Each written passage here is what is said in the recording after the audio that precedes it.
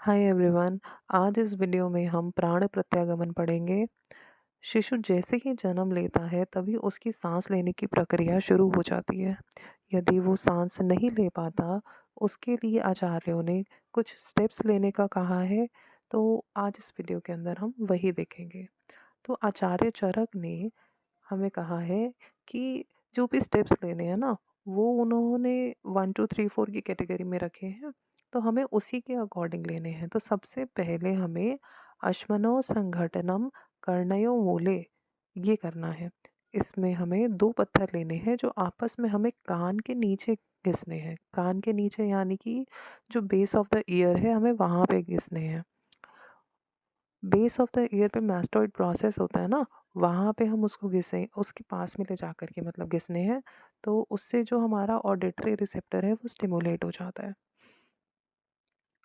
उसके बाद में उन्होंने कहा है कि हमें उसकी पीठ पर मसलना है, जिससे क्या होगा कि उनका जो टेक्टाइल रिस्पॉन्स है वो स्टिमुलेट हो जाता है।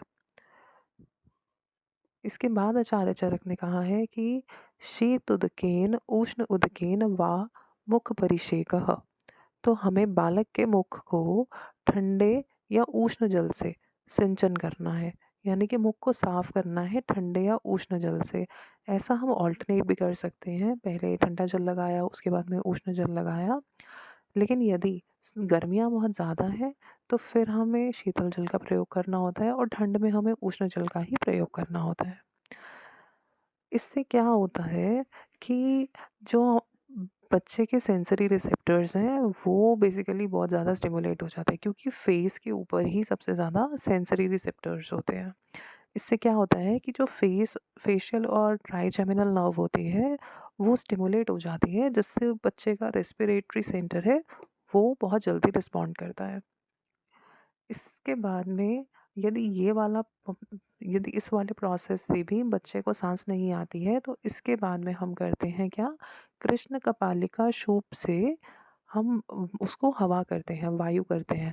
अब हम कृष्ण कपालिका ही क्यों लेते हैं? कृष्ण कपालिका यानी कि काला घड़ा का जो टुकड़ा होता है ना, उसको कृष्ण कपालिका शूप कहते हैं।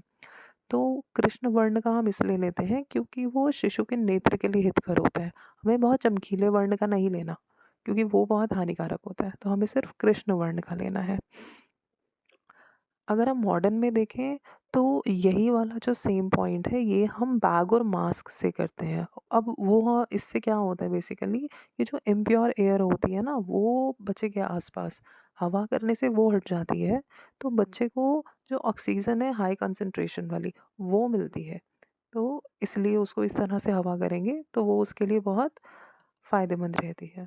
यदि ऐसा भी नहीं होता तो इसके बाद में लास्ट हमारा जो प्रोसेस है वो कान के अंदर कर्ण में, यानी कि हमें मंत्र पढ़ना है। मतलब वो उसके पिता जो है वो मंत्र पढ़ेंगे, तो वो उसके राइट ईयर में उनको पढ़ना होता है। अब इससे क्या बेसिकली बेनिफिट्स होते हैं कि जो बच्चे का आत्मा और दैव बल अच्छा होता है तो वो उसको वापस से रिवाइव करने में उसकी पॉसिबिलिटी इंक्रीज हो जाती है। अब आचार्य चरक ने और आचार्य वाग्भट ने ये कहा है कि जो गर्भस्थ शिशु होता है वो जब बाहर निकल रहा होता है तो जो स्थान होता है वो बहुत ज़्यादा संकुचित पथ होता है। तो इसके कारण क्या होता है कि उसको बहुत कष्ट का सामना करना पड़ता है, जिससे कि बच्चा मूर्छित भी हो सकता है, अनकॉन्शियस भी हो सकता है और उसका दम भी घुट सकता है, यानी कि एस्फिक्सिया भी हो सकता है उसको।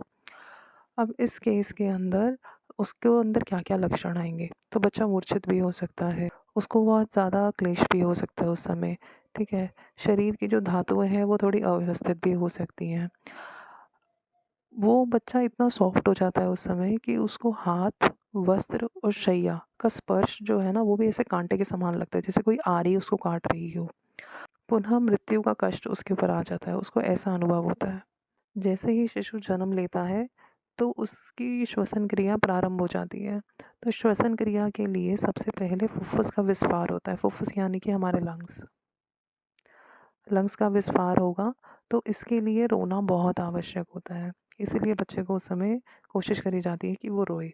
से रोने और उसकी श्वसन क्रिया प्रारंभ के लिए सबसे पहले हम उसको एक्सटर्नल जितने स्टिमुलस होते हैं ना वो देते हैं। उससे क्या होता है कि वो एक सबसे ईज़ी वे रहता है जो बच्चा बहुत ईज़िली ग्रास्प कर सकता है। जैसे हम उसके कान के पास में आवाज़ करते हैं, उसको थोड़ा थपथपाते हैं या पीठ मलते हैं। शीत या उष्ण जल से उसको परिषेक करते हैं, मुख का सिंचन करते हैं। तो ये कुछ तरीके होते हैं। यदि बालक उस समय भी निश्चेष्ट रहता है या मूर्छित रहता है और तो फिर क्या करते हैं, उसकी अच्छी प्रकार से परीक्षा करते हैं और प्राण प्रत्यागमन विधि को आरंभ करते हैं। उसके तालू पर पीछू भी धारण करवाते हैं। पीछू होता है कि जो एक कॉटन का ऐसे पैड बनाया जाता है, उसको तेल में डिप करके उसके तालू प्रदेश पे रखते हैं। और उसको हम लोग जो कृत्रिम श्वसन उपाय हैं वो करते हैं, यानी कि जो आर्टिफिशियल या हम लोग उसको वेंटिलेशन प्रोवाइड करते हैं। यहाँ पे हम लोग कृष्ण कपालिका के थ्रू करते हैं और मॉडर्न में हम लोग बैग और मास्क के थ्रू करते हैं। अब इसमें बस यही ध्यान हमें रखना था, जो हमने पहले भी बात करी, कि कृष्ण वर्ण जो है उसी का लेना है हमें, क्योंकि कृष्ण वर्ण नेत्र के लिए हितकर होता है, लेकिन जो चमकीला वर्ण है वो हानिकारक रहता है। तो बस इतना ध्यान रखना है। यही कुछ तरीके हैं जो कि आचार्यों ने हमें आयुर्वेदा में बता रखे हैं। अब इसके बाद में जो हम नेक्स्ट टॉपिक पढ़ेंगे वो नियोनाटल रिससिटेशन होगा, वो हम मॉडर्न के अकॉर्डिंग पढ़ेंगे उसको। Thank you.